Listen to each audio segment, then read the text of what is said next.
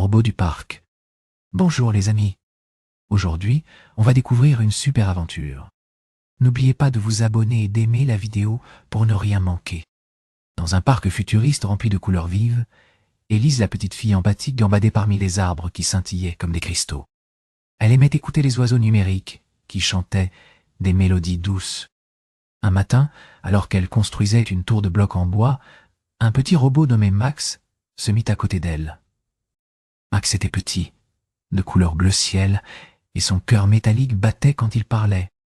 Il avait une tête ronde et de petites antennes qui bougeaient lorsqu'il était heureux. « Bonjour Élise, je m'appelle Max.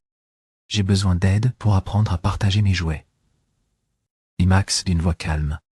Élise, qui adorait aider les autres, répondit immédiatement.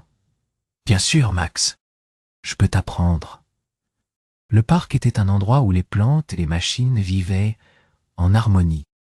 Les toiles d'araignées de lumière tissaient des arcs-en-ciel au-dessus des sentiers.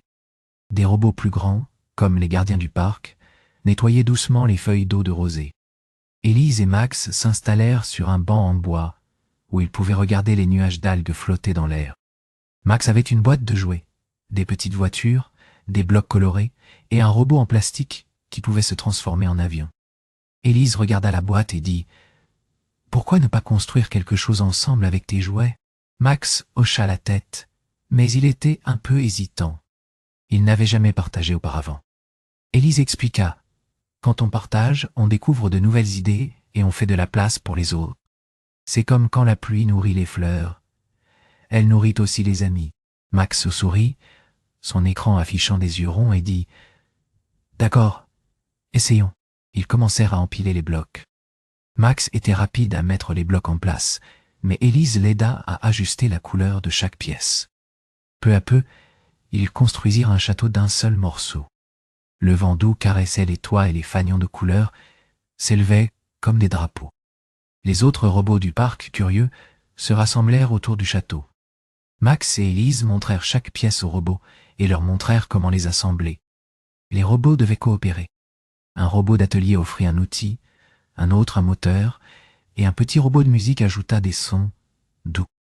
Ensemble, ils créèrent un spectacle de lumière et de musique. Les enfants qui jouaient dans le parc regardèrent, les yeux brillants, et entendirent le doux murmure du vent. Les grands robots sourirent, et l'air fut rempli d'une chaleur douce et chaleureuse. Max se sentit fier.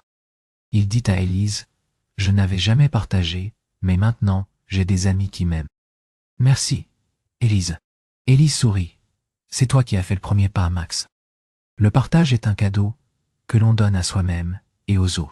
Le parc vibrait d'une énergie nouvelle. Les arbres scintillaient comme des diamants et les robots brillaient de petites lumières.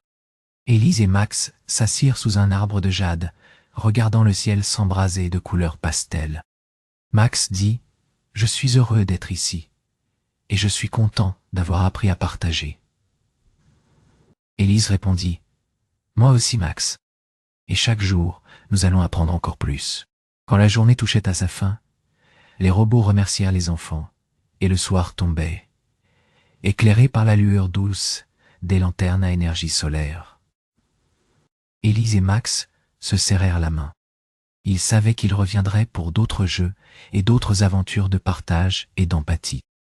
Merci d'avoir partagé cette aventure avec nous.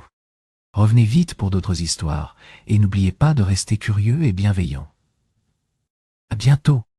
Et toi, quel robot aimerais-tu rencontrer dans ton parc préféré ?